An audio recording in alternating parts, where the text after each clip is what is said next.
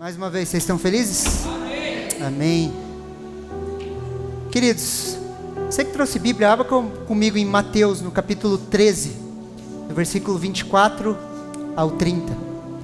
Mateus, capítulo 13, versículo do 24 ao 30.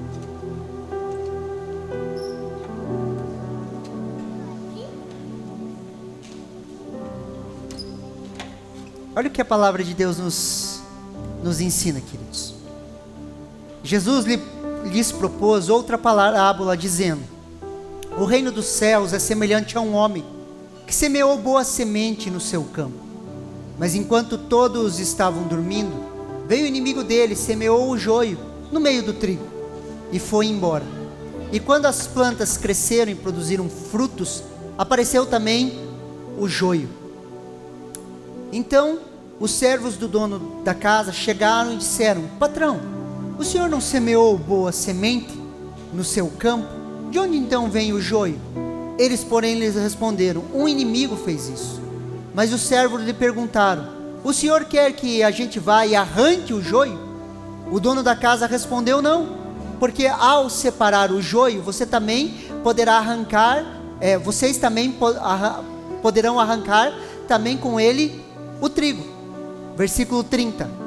Deixe que cresçam juntos até a colheita, e no tempo da colheita direi aos ceifeiros: juntem primeiro o joio, amarrem-o em feixes para ser queimado, mas recolham o trigo no meu celeiro.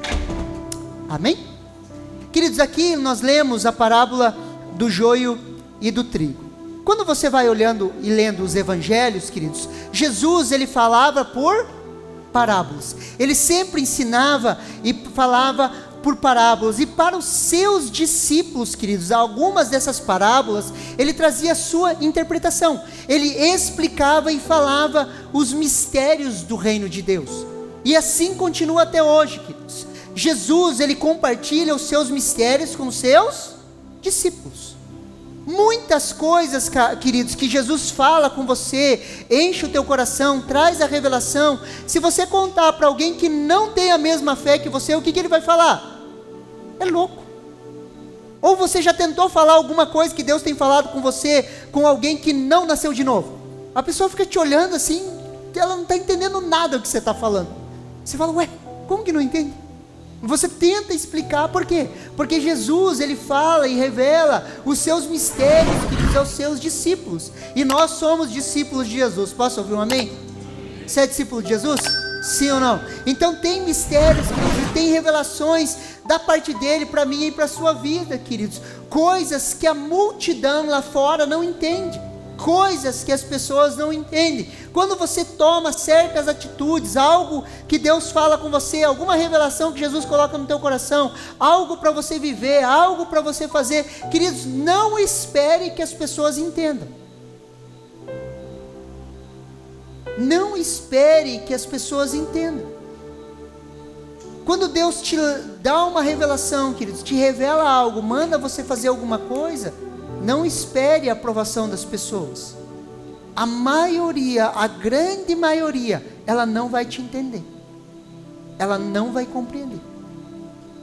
Os mistérios do reino são separados para os discípulos. Posso ouvir um amém? Amém. Existem mistérios separados para nós, queridos. E a interpretação dessa parábola, queridos, nós encontramos em Mateus, no capítulo 13, do versículo 36 ao 43, olha o que a palavra de Deus nos fala. Então despediu as multidões. Jesus foi para casa e, aproximando-se dele, os seus discípulos disseram: explica-nos a parábola do joio do campo. E Jesus respondeu: o que semeia a boa semente é o filho do homem. O campo é o mundo. A boa semente são os filhos do reino. O joio são os filhos do maligno. O inimigo que semeou é o diabo, a colheita é o fim dos tempos, e os ceifeiros são os anjos.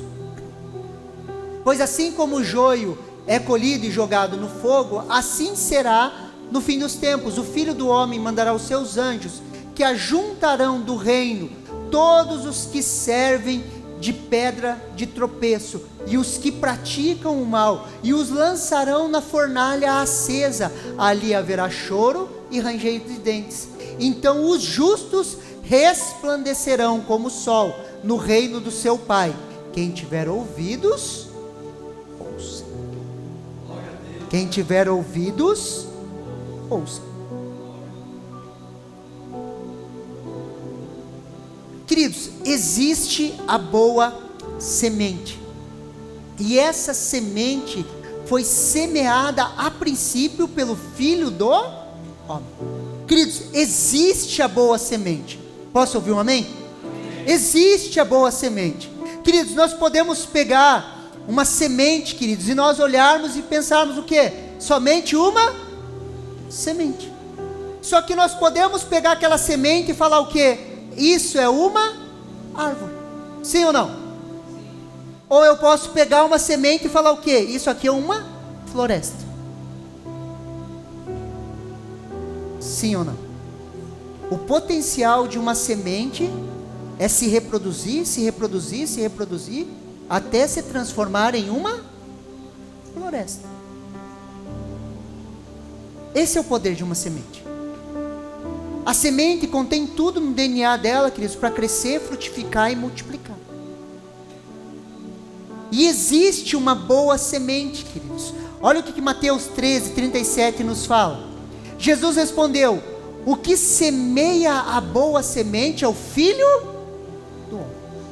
Então Jesus veio, queridos, e semeou a boa semente. Semeou a boa semente.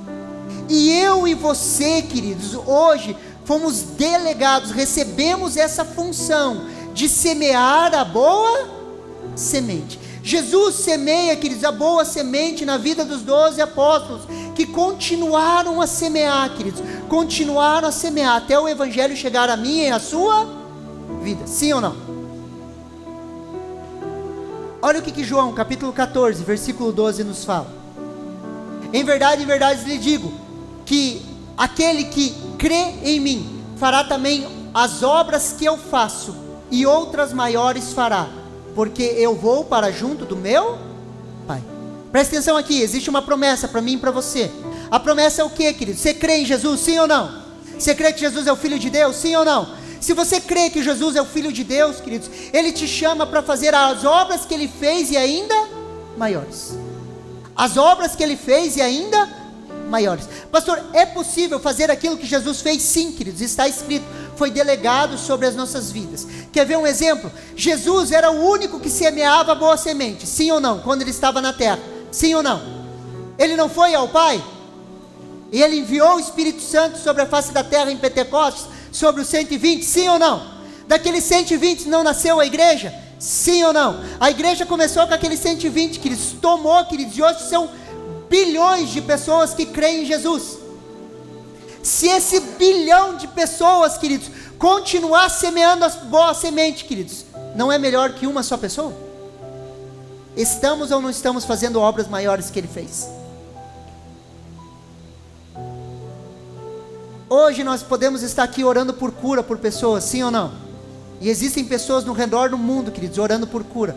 Não estão fazendo obras maiores do que somente uma pessoa? Por isso que Ele foi, para Ele poder enviar o Espírito Santo sobre nós, e eu e você continuarmos fazendo o que Ele começou a fazer. Hoje, queridos, quem que semeia a boa semente? Nós. Eu e você somos chamados, queridos, a semear, queridos, semear a palavra de Deus, preparar a terra, semear. Queridos, nós somos chamados a semear, queridos, liberar a boa semente, queridos. Qual é o campo, pastor? Mateus 13, 38. O campo é o mundo. A boa semente são os filhos do reino, os joios são os filhos do maligno. Qual que é o campo, queridos? É o mundo. Queridos, o nosso campo, queridos, é o mundo. Eu e você somos chamados a semear a boa semente para o mundo, queridos, e não para a igreja.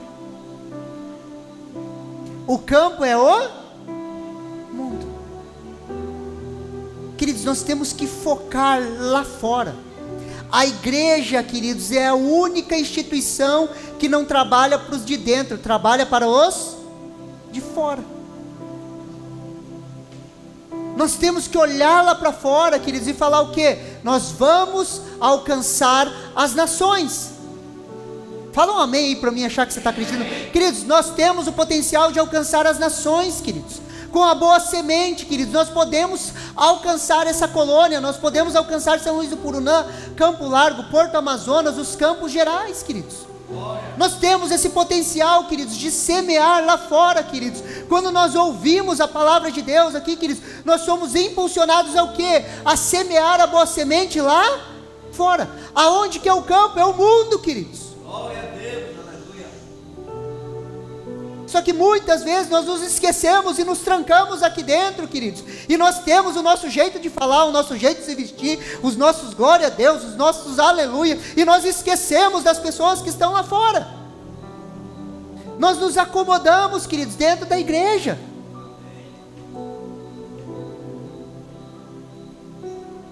Nós precisamos, queridos, entender que o campo é lá fora. Semear a palavra onde nós estamos, semear a boa semente, queridos, aonde nós somos sal e luz. Nós precisamos sair daqui de dentro.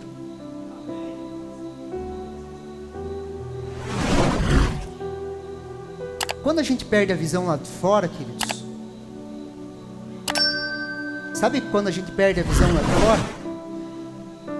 Quando o microfone da igreja se torna em oportunidade. Daí todo mundo quer pregar em cima de um altar.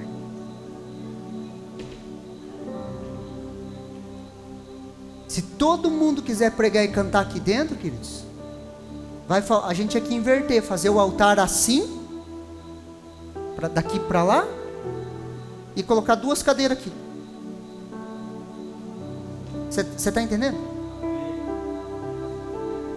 Porque o campo, queridos, é lá fora. Lá fora. O campo é o mundo, queridos, e somos desafiados a semear. Olha o que 2 Timóteo, queridos, capítulo 4, versículo do 1 ao 3, queridos, nos fala. Diante de Deus e de Cristo Jesus, olha quem Paulo invoca, queridos. Paulo está sozinho em uma prisão. Provavelmente ele não está mais em uma prisão domiciliar. Ele deve estar em uma masmorra romana. Ele está em um lugar hostil, preso, sozinho, solitário. Esse é o último escrito do apóstolo Paulo. São as últimas palavras do grande apóstolo, queridos, preso em uma cadeia úmida com frio. Ele orienta a Timóteo e fala: traga-me a capa, porque eu estou com frio. Traga-me os pergaminhos. Estava no final da vida de Paulo. Esse é o final da vida do apóstolo. E olha quem que ele invoca. Ele não tinha mais ninguém para invocar, queridos. E ele falou o quê? Diante de Deus e de Cristo Jesus, eu invoco o nome de Yahvé e eu invoco o nome do seu filho Jesus. É diante desses que eu escrevo para você, meu filho Timóteo. É isso que ele está falando. Que há de julgar vivos e mortos pela manifestação, pela sua manifestação e pelo reino. Peço a você com instância, com insistência, que pregue a palavra. Insista, quer seja oportuno, quer não. Corrija, repreenda, exorte com toda paciência e doutrina. Pois virão tempos em que não suportarão a sã doutrina. Pelo contrário, se rodearão de mestres segundo as suas próprias cobiças, como que sentindo coceiras nos seus ouvidos. Esse é um chamado, queridos, não só para pastores, não só para quem tem o chamado ministerial, queridos, porque na realidade todos nós temos o chamado ministerial. Todos nós temos esse chamado, queridos, mas não é só para o chamado da pregação. Esse é um chamado para todos aqueles que nasceram de novo. E Paulo pede com instância: pregue a palavra. Pregue a palavra. Esse é o chamado para a minha e para a sua vida. Pregue a palavra, semeie no campo, aonde você estiver. Queridos, aonde você estiver, pregue a palavra em tempo e fora de tempo. Fale de Jesus, convide as pessoas. Amém. Glória a Deus. Convide pessoas, queridos. Compartilhe a sua história. Compartilhe aquilo que Jesus tem feito na sua vida. Queridos, você sabia que a sua história contém a semente da eternidade?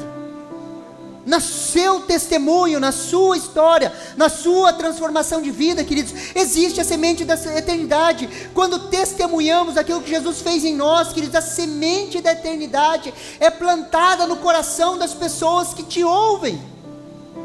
Queridos, você tem um testemunho, fala um amém aí.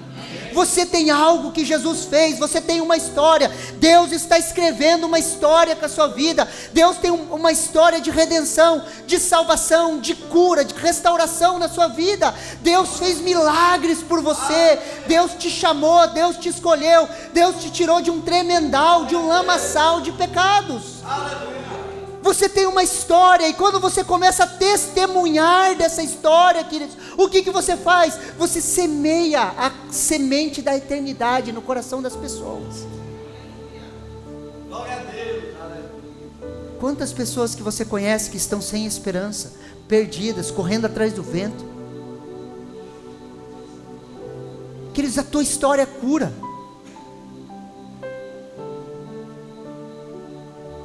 A tua história cura.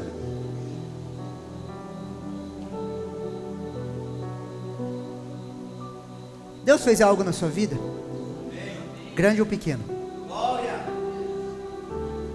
Grande? Fale da sua história. Fale daquilo que Jesus fez. Comunique aquilo que Jesus tem feito na sua vida. Fale, queridos. Queridos, muitos esperam condições ideais para pregar o Evangelho. Olha o que Eclesiastes capítulo 11, do versículo 4 ao 6 nos fala. Quem só observa o vento nunca semeará, e o que olha para as nuvens nunca fará colheita. Assim como você não conhece o caminho do vento, nem sabe como se formam os ossos no ventre da mulher grávida, assim também não entende as obras de Deus, que faz todas as coisas. Semeie a sua semente de manhã e de tarde, não fique de braços cruzados, porque você não sabe qual irá prosperar, se é esta, se é aquela, ou se são ambas, se ambas serão igualmente boas. Aquele que fica de braço cruzado não semeia. Aquele que espera condições ideais não semeia. Ah, não, pastor, quando eu terminar meu curso de teologia, pastor. Ah, não, pastor, quando eu entender um pouco mais. Ah, não, pastor, quando isso, quando aquilo, quando isso acontecer. Queridos, uma vez eu estava em um culto, queridos, e um profeta estava pregando, e ele falou assim, eu tinha 21 anos, queridos, e ele falou assim, você vai esperar você ganhar dinheiro, você vai esperar você terminar a tua faculdade, você vai esperar você ganhar dinheiro, você vai esperar você prosperar, ter uma estabilidade financeira, terminar a sua carreira, daí com 60 anos você começar a fazer a obra de Deus? É isso que você quer? E ele falou assim, se não é isso que você quer, entregue sua vida agora no altar de Deus. Queridos, eu corri lá para frente, eu falei, eu não quero isso para mim, eu vou servir a Deus aonde eu estiver. Glória, aleluia. Você consegue me entender? Porque senão a gente vai esperar condições ideais, queridos. Se ficarmos observando o vento, nunca vamos semear. Se ficarmos esperando as condições ideais para falar, queridos, nunca vamos falar. Então espalhe a semente. Fale, queridos, daquilo que Deus tem feito na sua vida. Testemunhe, transforme vidas. Semeie, que você vai ver pessoas sendo transformadas, restauradas, curadas, queridos. Olha o que Eclesiastes capítulo 11, versículo 5, ele se entrelaça com João capítulo 3, versículo 8, queridos. Olha o que a palavra de Deus fala. Assim como você não conhece o caminho do vento, nem sabe como se formam os ossos no ventre da mulher grávida, assim também não entende as obras de Deus, que faz todas as coisas. Nós não conhecemos o caminho do vento. Olha o que João capítulo 3, versículo 8, conversa de Jesus com Nicodemos. O vento sopra onde quer, você ouve o barulho que ele faz, mas não sabe de onde vem, nem para onde vai. Assim é todo nascido do... Você recebe essa palavra no seu coração? Recebe? E se o vento soprar? Aleluia.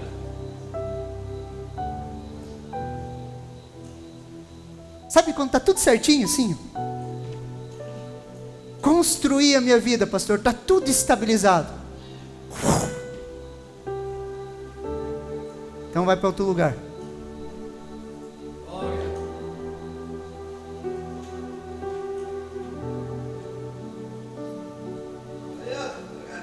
Você consegue me entender? Nós não entendemos as obras de Deus, queridos. Somos simplesmente instrumentos na sua mão. Precisamos deixar o vento nos guiar, queridos. Deixa eu falar uma coisa para você. Você guiado pelo vento é uma bênção para as nações. Você guiado pelo vento, queridos. Quando as âncoras do medo caíram, quando as travas caem, e o Espírito Santo começa a te guiar, a te levar, queridos. Deixa eu falar uma coisa para você. É melhor ser sustentado por Deus que pela força do teu trabalho.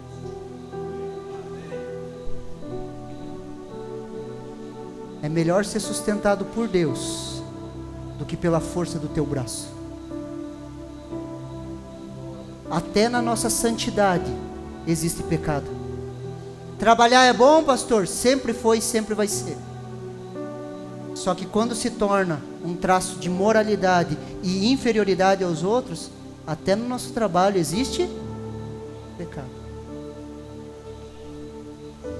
Quando você fala, pastor, o trabalho é uma benção, eu falo, como pastor, o trabalho é uma benção. Como que eu vou falar que o trabalho é uma benção para uma mulher que o marido trabalha 16 horas por dia e abandonou a sua família? Até na nossa santidade existe pecado. Até em coisas boas existe pecado. Trabalhar é bênção? Sim. Só que querer se sustentar pela força do seu braço é bênção?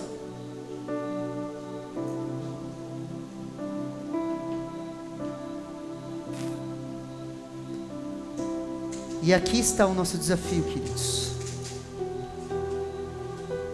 Se deixar guiar pelo Espírito Santo de Deus. Deixar que Ele nos leve, queridos. Olha o que Romanos capítulo 8, versículo 14 nos fala. Pois todos os que são guiados pelo Espírito de Deus são filhos de Deus. Todos os que são guiados por Deus são os filhos de... Queridos, esse texto e aquele texto que Jesus fala assim: ame e ore por seus inimigos, para que vocês se tornem filhos de... Esses dois textos me deram um nó teológico uma vez na cabeça. Se esse texto for mal interpretado, você vai falar o quê? Para mim ser filho de Deus, eu preciso ser guiado pelo Espírito de Deus. Então existe uma condicional para a salvação. E se existe uma condicional, não é mais pela graça, é pela graça e pelo guiar do Espírito. Só que presta atenção.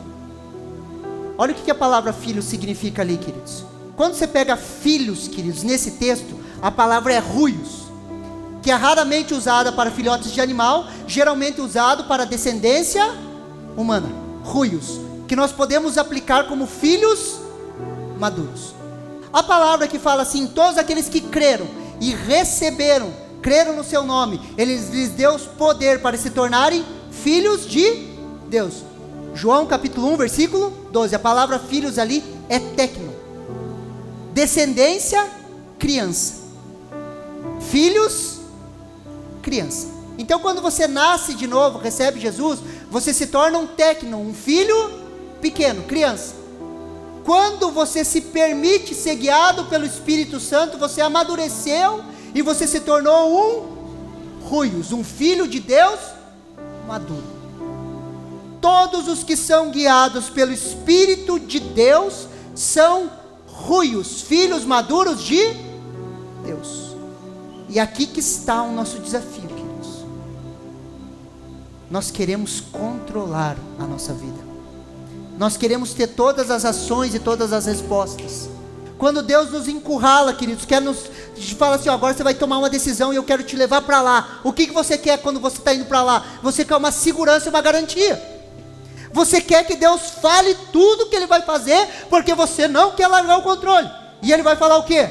Eu não falo. Se você quiser ir, creia. E creu Abraão em Deus. E isso foi imputado por justiça. Creu o crente Abraão nas palavras de Deus e saiu para uma terra, queridos, que ele não conhecia e não sabia nem para onde era. O ser guiado pelo Espírito Santo de Deus, queridos, é se deixar levar pelo vento.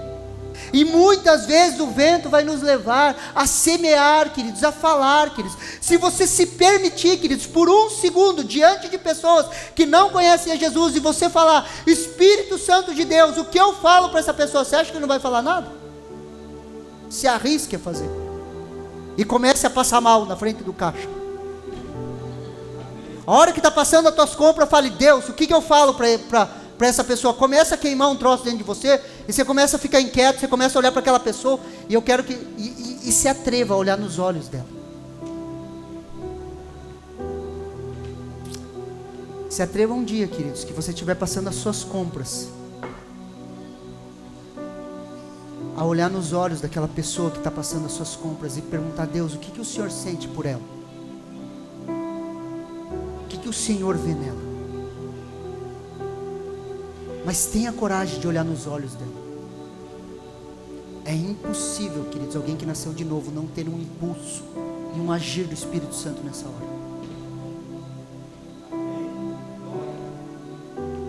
Nós temos o mau hábito de olhar as pessoas como paisagens. Nós temos o mau hábito de olhar as pessoas como simples, como se fosse uma máquina passando as coisas ali. E quando erra ainda você fica bravo. Oh, que demora. Podia ser mais rápido isso aí.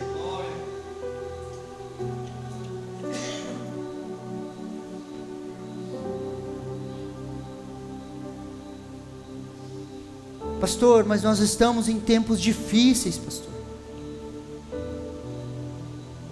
Quem já ouviu isso? Ah, nós estamos em tempos difíceis.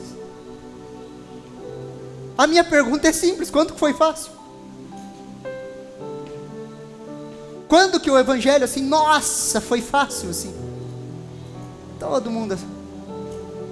Queridos, o mundo é hostil à pregação do evangelho. Sempre foi e sempre vai ser. Olha o que 2 Timóteo capítulo 3, versículo do 1 ao 5 nos fala. Mas você precisa saber disso. Nos últimos dias sobrevirão tempos difíceis. Pois os seres humanos serão egoístas, avarentos, orgulhosos, arrogantes, blasfemadores, desobedientes aos pais, ingratos, ímpios, sem afeição natural, implacáveis, caluniadores, sem domínio de si, cruéis, inimigos do bem. E ele continua a lista ali. Traidores, atrevidos, convencidos, mais amigos dos prazeres do que amigos de Deus, tendo forma de piedade, mas negando o poder dela. Fique longe também destes. Queridos, esses são os nossos dias, sim ou não? Sim, esses são os nossos dias, mas esses também são os dias da igreja primitiva. E aqui eu quero quebrar um sofisma na cabeça de vocês. Olha o que 1 João capítulo 2, versículo 18 nos fala. Preste muita atenção aqui. O apóstolo Paulo está falando dos últimos dias. Olha o que João fala. Filhinhos, esta é a última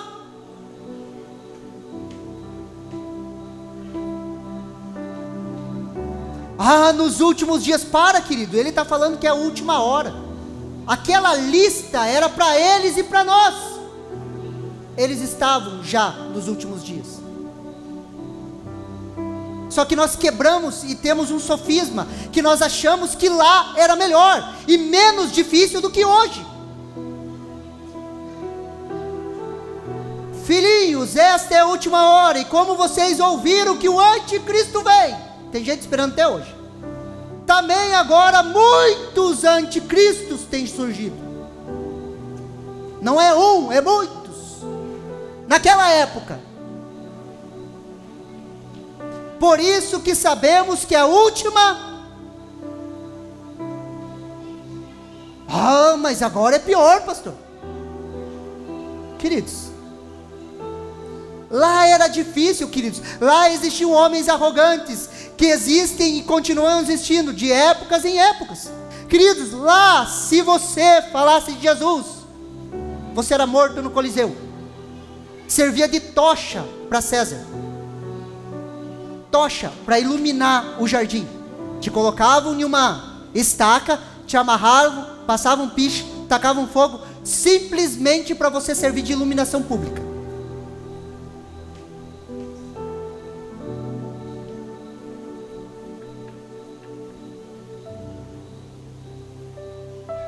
Queridos, existem sofismas que a gente entra e coloca na nossa cabeça que não dá para entender.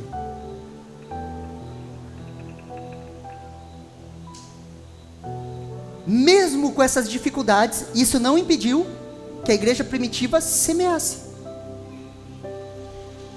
Tanto é que ela cresceu, até o Império Romano se dobrar a ela. Sim ou não? Precisamos romper com a ideia que lá era mais fácil, lá era melhor. Queridos, nós precisamos romper com essa ideia. De tempos em tempos o mundo passa por crises, dificuldades, lutas. Queridos, quando nós falamos de crise, queridos, 2 guerras mundiais século passado, queridos. Queridos, você vai falar que o período da guerra, da Segunda Guerra, queridos, que uma geração atrás passou, o que nós estamos passando é pior do que aquilo, queridos. Escassez de tudo, queridos, por causa de guerra. Não tinha homem, todos os homens foram para a guerra, queridos, sobrou um monte de mulher. As mulheres tiveram que... Se está ruim para quem está solteira hoje, queridos, imagine lá naquela época, que os homens morreram tudo na guerra. Queridos, isso eu estou falando de agora, desses dias atrás. Queridos, nós precisamos quebrar com esses sofismas, queridos. Precisamos, queridos, quebrar isso. Você já escutou aquela história assim: pastor, nós precisamos voltar para a igreja de Atos. Porque a igreja de Atos. Porque a igreja de Atos. Queridos, a igreja de Coríntios era a igreja de Atos, sim ou não? Sim ou não? Queridos, todas as cartas foram escritas de 70 para trás, queridos. Ok? Todas as cartas foram 70 depois de Cristo. Depois houve a queda do templo. 70 para cá. A igreja de Coríntios era a igreja de Atos, queridos, fundada por Paulo em Atos, sim ou não? Você já leu 1 Coríntios? Queridos, a igreja era uma bagunça, se movia em dons, tudo bagunçado, um se levantava, tinha pecados, queridos, que o Paulo fala assim, nem no meio dos ímpios, eu não vejo isso, de um rapaz dormir com a sua própria mãe, não mãe, a mulher do seu pai, não sabemos se ela era mãe dele ou madrasta dele, mas mesmo assim, o cara estava dormindo com a mulher do pai dele. E as pessoas romantizam, queridos, achando que a igreja primitiva não tinha problema nenhum. E é um sofisma. Porque era a igreja perfeita. Queridos, as 7 igrejas do Apocalipse eram igrejas de Atos, sim ou não? Quando Jesus aparece para elas lá e vai falar com o anjo da igreja, ele fala o quê? Vocês são perfeitos, tudo certinho. Queridos, todas elas, queridos, tinham problemas. Todas elas tinham problemas. Todas elas tinham desafios, queridos. Todas. Então, quebre esse sofisma de que lá era melhor, que hoje a cultura está muito difícil, que, queridos, sempre foi, sempre vai ser até Jesus voltar. Sempre foi.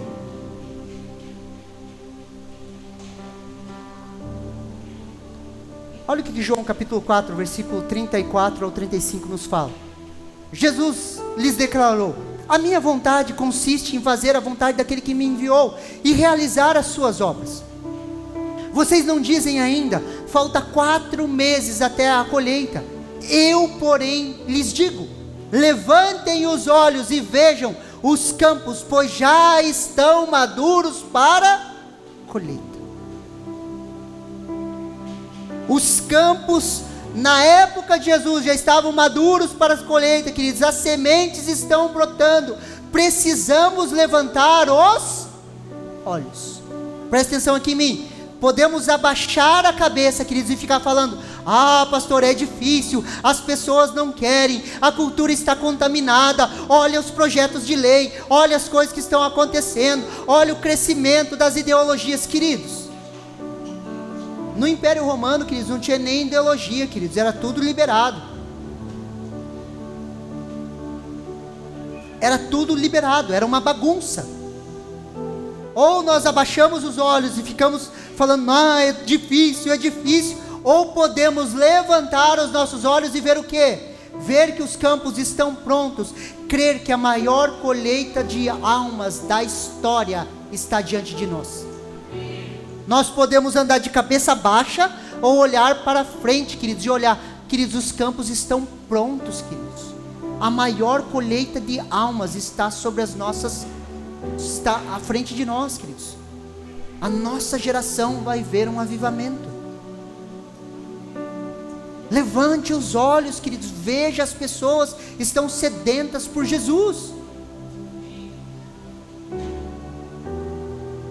Quando falamos de colheita, queridos, precisamos ter em mente 3 coisas. Primeiro, um semeia. Segundo, outro rega. E terceiro, outro colhe. O processo pode acontecer com a gente? Sim ou não? Os 3. Você pode semear, você pode regar e você pode colher. Queridos, eu já ganhei pessoas para Jesus, que eu semeei, eu reguei, cuidei delas, e eu colhi. Hoje são pastores. Lá do comecinho, conheceram Jesus, discipulei e se tornaram pastores. Todo o processo. Tem pessoas que você semeia, tem pessoas que você rega, e tem pessoas que você colhe. Quando estamos semeando a palavra de Deus, queridos, precisamos entender isso. Para algumas pessoas nós vamos semear, para outras nós vamos regar, e algumas nós vamos colher. Queridos, tinha um amigo meu, queridos, que a gente ficava ali, eu tinha uma academia de musculação em casa, na garagem da casa da minha mãe. Eu tinha montado ali, a gente treinava, tinha um espaço que a gente treinava capoeira e tinha uma academia de musculação do lado. E a gente ficava treinando musculação ali, ele vinha ali em casa, bem no começo da minha conversão, é o Marcelinho, hoje ele é ali de Curitiba, está sendo preparado para ser pastor, ele fica ali, a gente ficava ali treinando, conversando com ele, e um dia ele falou para mim assim: ô cara, veio um cara aí da tua religião, e eu estava indo para o trabalho, ele trabalhava no DR, passava pelo comando da polícia militar de Curitiba, ele falou assim: ó, eu estava andando ali, e um cara entregou um folheto para mim, e ele falou assim: ó, eu não quero nada de você, eu só preciso que você leia isso aqui. E ele falou, aquele cara me olhou nos olhos, e ele me entregou um papel, e aquele papel que eu li, aquela historinha que eu li, fazia todo sentido para mim naquele dia, e algo me tocou. Queridos, eu estava semeando, esse cara veio e só fez o quê? Deu uma regadinha. Deu uns dias, o Marcelo falou assim, ele andava com escapulário, um monte de coisa assim, extremamente católico. Ele olhou assim para mim, pegou aquele negocinho e falou: isso aqui não tem nada a ver, né? Eu falei: ainda bem que você descobriu, não tem nada a ver. Você não precisa falar, queridos, o Espírito Santo toca a pessoa. Eu falei: você não tem nada a ver mesmo. Ele falou: vou tirar, né? Eu falei: tira. Foi pro retiro, aceitou Jesus, queridos, nunca mais saiu da igreja, casou em Cristo com uma menina de Deus, queridos. Hoje ele é sócio proprietário de uma das maiores escolas por princípios de Curitiba. O cara é uma bênção na educação. Uns semeiam, outros regam e outros colhem.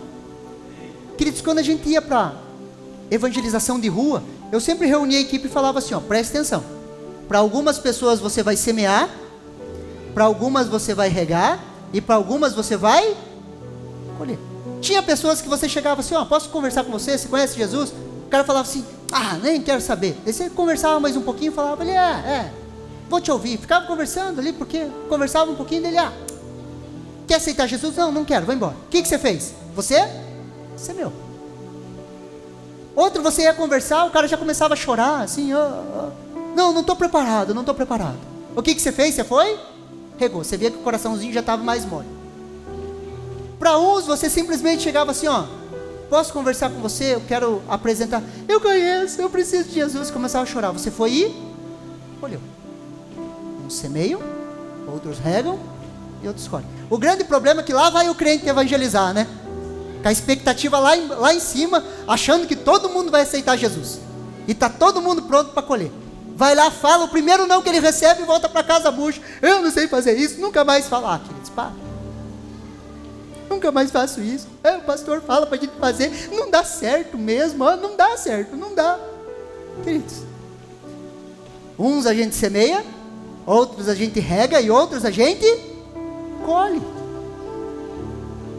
Mas semeie a palavra, fale da palavra, queridos. Queridos, eu e você, queridos, estamos na geração do instantâneo. E existe um tempo para a semente brotar. Existe um tempo, queridos. A preciosa semente, ela leva um tempo para germinar. Ela leva um tempo para dar frutos. Assim também na vida das pessoas. Queridos, preste atenção aqui, por favor.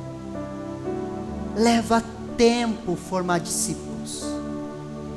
Leva tempo formar uma liderança na igreja.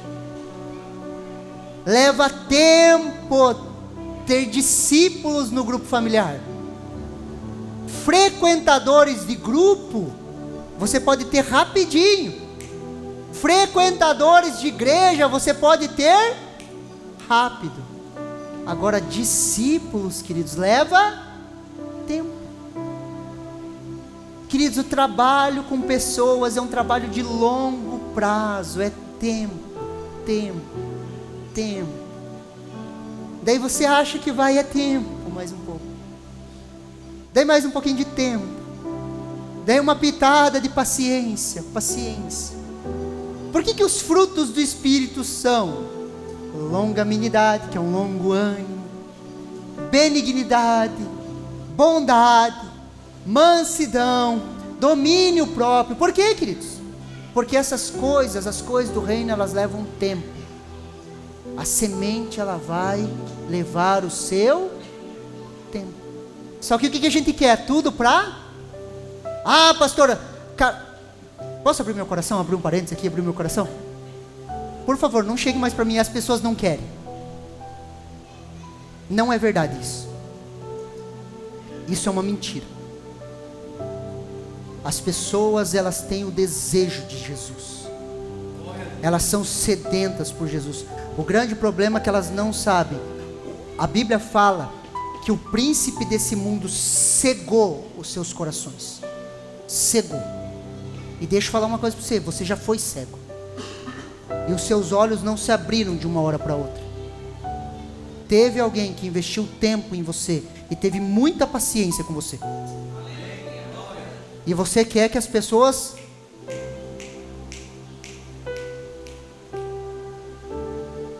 pastor, não quer. Queridos, você não quer passar tempo com as pessoas. Você não quer gastar a sua vida com pessoas. Você não quer ver resultados diferentes. É você que não quer, não é as pessoas. Você que não quer ter paciência, você que não quer ter mansidão, você que não quer amar as pessoas. Você não quer.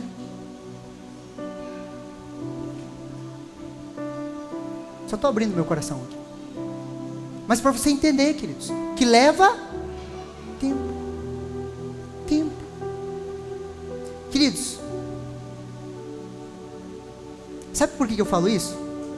Você tinha que ver eu cuidando dos meus primeiros grupos familiares, queridos. Impulsivo, dedicado, É uma soma perigosa, queridos. Impulsivo, dedicado, e ainda eu conseguia me concentrar nas coisas de Deus ali. A régua de moralidade foi lá para cima, bem no começo. E fazia o quê? Sentava ripa em todo mundo, queridos. Ah, porque você não quer, nós vamos pro outro. Ah, queridos, foi uma prensa. Uma vez eu fui para um retiro, queridos. Deixa eu abrir uma história aqui para vocês. Eu fui para um retiro, imagina um moralista, queridos, bem moralista assim, ó, indo para um retiro, e 3 dias o pastor ministrando sobre amor. Pastor Arno lá falando sobre amor. Pastor Arno, amor nos olhos, queridos. E ele falando sobre amor, sobre amor, sobre amor, sobre amor. E eu ali com o meu grupo familiar, cuidando deles, né, achando que estava tudo certo. Chego do retiro, queridos, na nuvem, assim, não, vou amar meus discípulos, eu vou amar, aleluia, eu vou amar os meus. Chega um para mim e fala assim: tenho que te contar uma coisa. Eu falei: o quê? Minha namorada engravidou. Eu falei: Jesus, você está me provando, né, Jesus? Você está me provando, eu vou amar essa praga. Eu vou amar. A minha vontade era dar um murro nele, queridos. Eu falei: eu vou dar bato agora ou bato depois? A gente está falando, não faz isso, vai dar problema. O cara e ele chega rindo para mim ainda, queridos. Engravidou. Tipo assim, como se acontecesse do nada, assim. Eu falei: cara. Na hora eu falei: Espírito Santo de Deus, me ajuda. Amamos, cuidamos, trabalhamos. Extremamente difícil na época, queridos. Só que isso me preparou, queridos, para o ministério. Amamos pessoas. Posso ouvir um amém? Você consegue me entender? Amamos, cuidamos, temos paciência com as pessoas, queridos. Exercemos mansidão, domínio próprio. Quando eu falo da cadeirada, querido, sabe o que não permite um pastor dar uma cadeirada numa ovelha? O domínio próprio. Daí você sorri, olha para a cadeira, olha para a pessoa e fala: amém, Jesus, muito obrigado, porque o Espírito Santo conduz a gente, né? E segura. Domínio próprio. Sabe por quê, queridos? Preste atenção aqui. Nós não estamos plantando feijão, nós estamos semeando carvalhos de justiça. E o carvalho, ele demora para brotar, ele demora para desenvolver, ele demora para crescer. Mas quando ele cresce, queridos, é quase que impossível arrancar um carvalho da terra.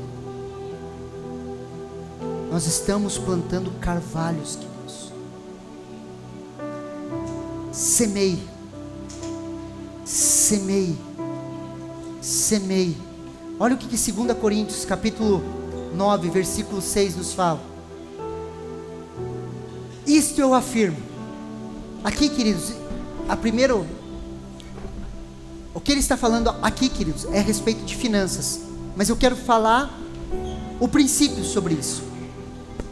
Isto afirmo: aquele que semeia pouco também colherá pouco. Aquele que semeia com fartura também colherá com fartura. Você tem semeado pouco ou muito? A boa palavra, você tem semeado pouco ou muito? Querido, semeie.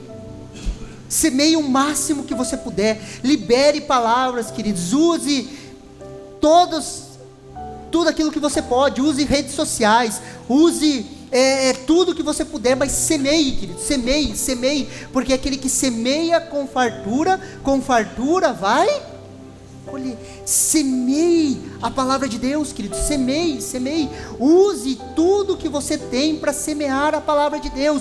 Use os teus recursos, use as tuas finanças, use a sua capacidade, a sua criatividade, use tudo que você tem para semear a palavra de Deus.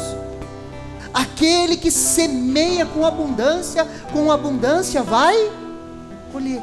Aonde que é o nosso campo? Lá fora, queridos, no mundo. Semeie.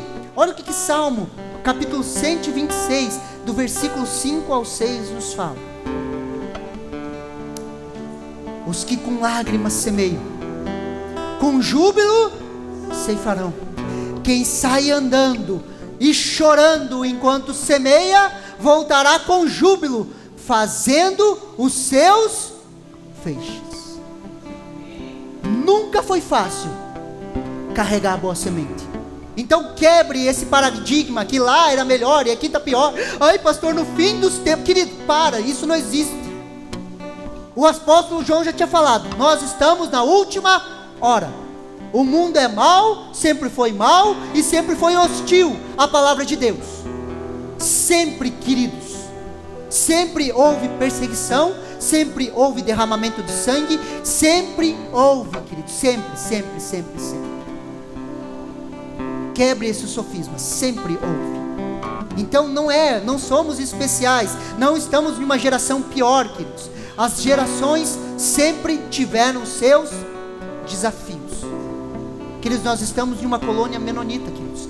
Há menos de 100 anos atrás, queridos, nós dissermos que as condições deles estão piores do que a nossa, queridos, é porque a gente não conhece de história. A história conta, queridos. Queridos, nós estamos, queridos, e temos condições, queridos, e temos desafios, como todas as gerações tiveram. Já é a última hora. Por isso que todos os que estão com a semente, eles semeiam a semente chorando. Porque você pode ser cancelado, podem falar mal de você, podem te atacar, você vai semear chorando.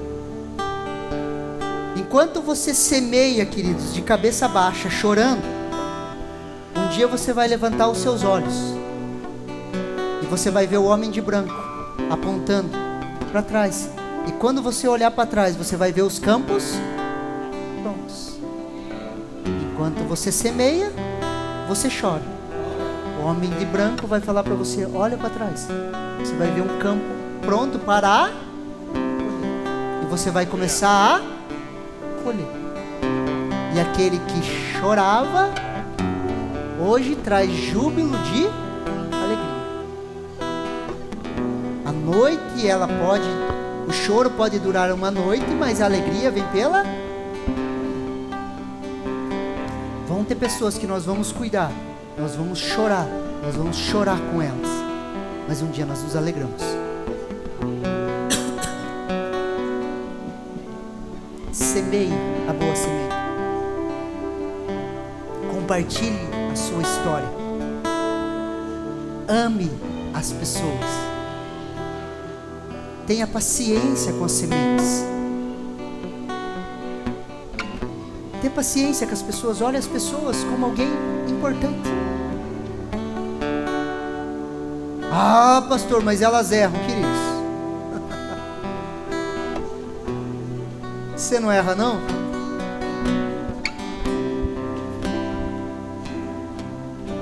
Ah, mas o que ele fez eu não faria. Ah, mas você já fez pior, certeza. Ah, eu não fiz, pastor, mas teu coração desejou fazer. E é pecado do mesmo jeito.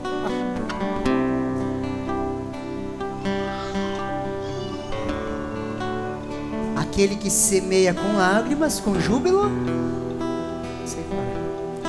você recebe essa palavra no seu coração?